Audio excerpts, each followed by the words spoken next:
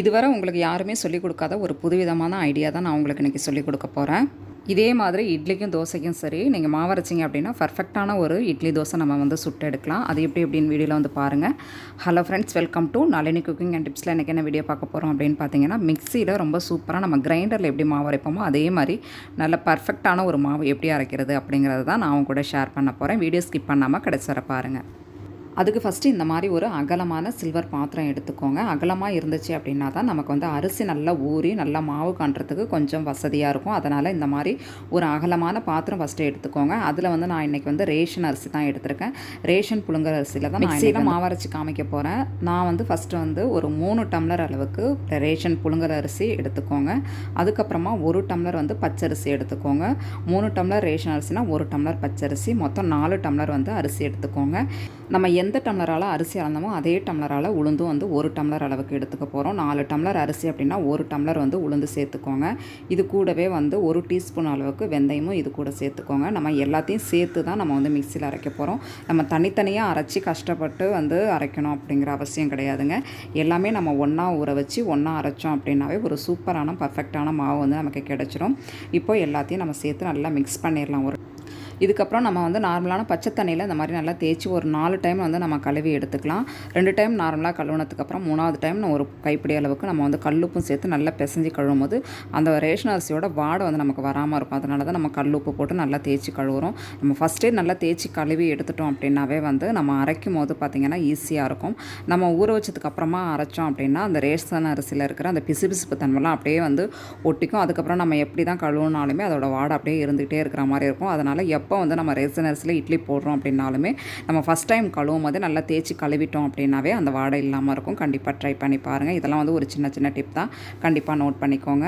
நம்ம வந்து மிக்சியில் வந்து தான் இன்றைக்கி வந்து நம்ம மாவு அரைக்க போகிறோம். நம்ம கிரைண்டரில் அரைக்கிறதுக்கு பதிலாக நம்ம வந்து மிக்சியில் அரைக்க போகிறோம். கிரைண்டரில் மாவு அரைச்சா எவ்வளோ இட்லி வந்து நல்லா சாஃப்டாக புசு புசுன்னு இருக்குமோ அதே மாதிரி நல்லா வந்து நம்ம மிக்சியில் அரைச்சாலும் நல்லா குஷ்பு இட்லி நம்ம வந்து ரெடி பண்ணிடலாம். ஃப்ரெண்ட்ஸ், நம்ம வந்து கிரைண்டரில் அரைக்கும் போது ரொம்ப டைம் எடுக்கும். அதே டைமில் ரொம்ப வேலையாக இருந்துச்சு அப்படின்னா கொஞ்சம் மாவு அரைக்கிறதுக்கு அலுப்பாக இருக்கிற மாதிரி இருக்கும் இல்லையா? அந்த டைமில் நம்ம கொஞ்சமாக வந்து இந்த மாதிரி கூட ஊற வச்சு நம்ம மிக்சியில் அரைச்சிக்கிட்டோம் அப்படின்னா ஒரு 2 நாளைக்கு தாராளமாக வச்சுக்கலாம்.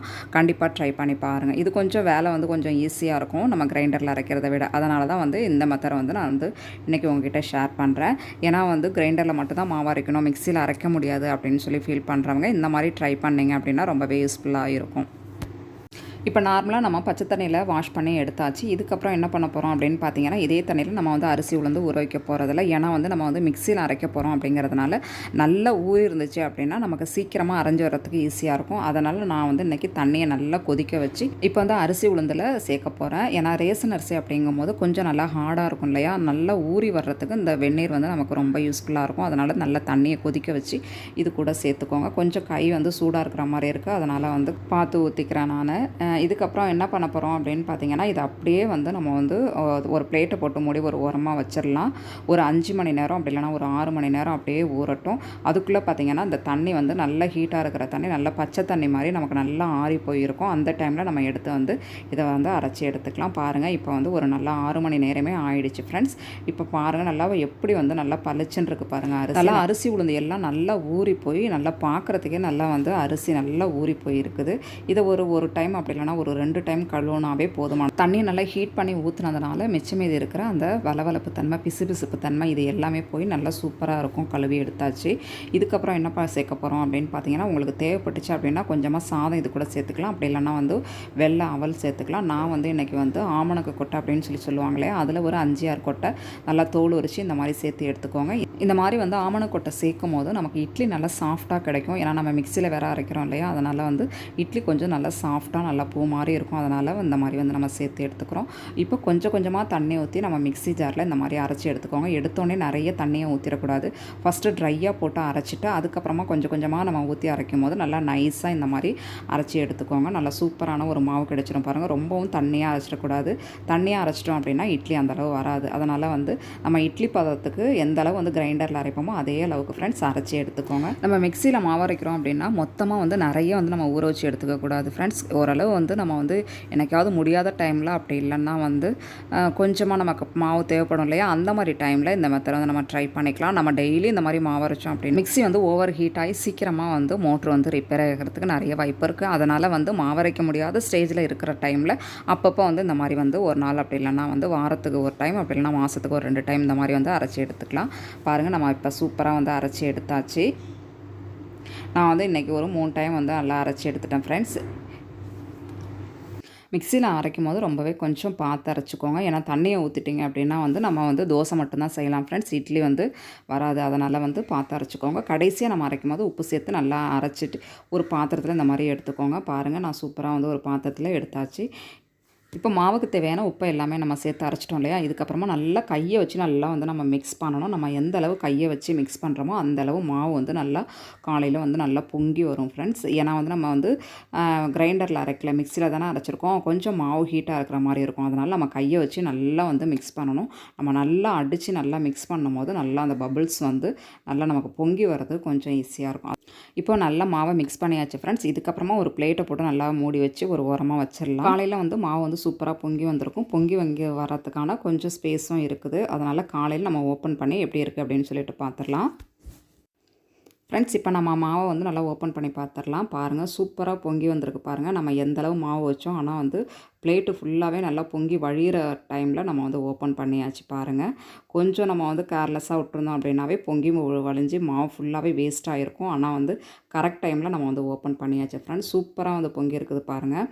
கிரைண்டரில் நம்ம மாவு அரைச்சோம் அப்படின்னா கூட வந்து லைட்டாக தான் பொங்கி இருக்கும். பாருங்கள், நம்ம மிக்ஸியில் மாவு அரைச்சிருக்கோம், எந்த அளவு சூப்பராக பர்ஃபெக்டாக நமக்கு வந்து பொங்கி வந்திருக்கு. ஃப்ரெண்ட்ஸ், நம்ம சேனலை நீங்கள் இன்னும் சப்ஸ்கிரைப் பண்ணாமல் பார்த்துட்டிங்கன்னா ப்ளீஸ் மறக்காமல் சப்ஸ்கிரைப் பண்ணுங்கள். வீடியோக்கு ஒரு லைக் பண்ணுங்கள். இப்போ பாருங்கள், சூப்பராக வந்து நமக்கு பொங்கி வந்திருக்கு பாருங்கள். நான் கரண்டியில் எடுத்து காமிக்கிறேன். நம்ம வந்து கரண்டியில் எடுத்து கொஞ்சம் போடும்போது நல்லா அல்வா துண்டு மாதிரி நல்லா சூப்பராக வந்து உழுவுது பாருங்கள். இந்த மாதிரி தான் வந்து மாவு வந்து நமக்கு வந்து இருக்கணும். கொஞ்சம் தண்ணியாகவும் இல்லை, கெட்டியாகவும் இல்லை, கரெக்டான ஒரு பதத்தில் இருக்குது. இது மாதிரி இருக்கும்போது இட்லி ஊற்றுறதுக்கு ரொம்பவே ஈஸியாக வந்து நம்ம ஊற்றிக்கலாம். நல்லா இட்லியும் நல்லா பஞ்சு மாதிரி சாஃப்டாக இருக்கும். நான் வந்து இன்றைக்கி இட்லியும் உங்களுக்கு ஊற்றி காமிச்சிடுறேன் ஃப்ரெண்ட்ஸ். நல்லா ஒரு குழி கரண்டி இந்த மாதிரி எடுத்து ஒரு குழியில் ஊற்றி நம்ம வந்து அழகாக வேக வச்சு எடுத்துக்கலாம். நம்ம எப்போதுமே வந்து இட்லி வேக வைக்க போகிறோம் அப்படின்னாவே வந்து இட்லி பானையில் தண்ணி வச்சுட்டு அந்த தண்ணி வந்து நல்லா ஹீட் ஆனதுக்கு அப்புறமா தான் நம்ம வந்து இட்லி ஊற்றி வைக்கணும். நம்ம தண்ணி ஹீட் ஆகிறதுக்கு முன்னாடியே இட்லி ஊற்றி வச்சோம் அப்படின்னா வந்து அந்தளவு நல்லா ஃபஃபியாக நமக்கு புஷ்ஷுன்னு உப்பி வராது. அப்படியே சப்பியாக ஒரு மாதிரி வந்து அப்படியே படிஞ்ச மாதிரியே இருக்கும் இட்லி. அதனால் எப்போதுமே நல்லா தண்ணியை ஹீட் பண்ணதுக்கப்புறமா நம்ம இந்த மாதிரி வந்து இட்லி தட்டில் இட்லியை ஊற்றி வச்சோம் அப்படின்னா வந்து அது வெந்து வந்தோன்னா பார்க்குறதுக்கு சூப்பராக இருக்கும். இப்போ சூப்பராக பாருங்கள், வெந்து நம்ம எடுத்தாச்சு. எவ்வளோ சூப்பராக வந்து துணியிலேருந்து இட்லி வருது பாருங்கள். பார்க்குறதுக்கே எவ்வளோ சூப்பராக நல்லா பாஞ்ச் மாதிரி இருக்குது பாருங்கள். இட்லி பார்க்குறதுக்கே நல்லா பஞ்சு மாதிரி சூப்பராக இருக்குது. நான் வந்து உங்களுக்கு பிச்சையும் காமிச்சிருக்கேன் பாருங்கள் எந்த அளவு சூப்பராக இருக்குன்ட்டு. அதே மாவுலேயே நான் ஒரு தோசையும் உங்களுக்கு ஊற்றி காமிச்சிடுறேன். ஏன்னா வந்து நம்ம வெந்தயம் சேர்த்துருக்கிறதுனால தோசையும் நல்லா சூப்பராக நல்லா முறுமுறுன்னு நல்லா வாசனையாக இருக்கும். கண்டிப்பாக ட்ரை பண்ணி பாருங்கள். மிக்ஸியில் மாவு அரைச்சது உங்களுக்கு எல்லாருக்குமே வந்து பிடிச்சிருக்கும் அப்படின்னு நினைக்கிறேன். இந்த டிப் பிடிச்சிருச்சுன்னா மறக்காமல் நம்ம சேனலுக்கு ஒரு லைக் பண்ணுங்கள். நம்ம சேனல் நீங்கள் சப்ஸ்கிரைப் பண்ணாமல் பார்த்துருக்கீங்கன்னா ப்ளீஸ் மறக்காமல் சப்ஸ்கிரைப் பண்ணுங்கள். அப்போ தான் இந்த மாதிரி நான் யூஸ்ஃபுல்லான வீடியோஸ் போடும்போது உங்களோட மொபைலுக்கு நோட்டிஃபிகேஷன் வந்து உங்கள் ஃபேமிலி அண்ட் ஃப்ரெண்ட்ஸ்க்கும் ஷேர் பண்ணுங்கள். தேங்க்யூ.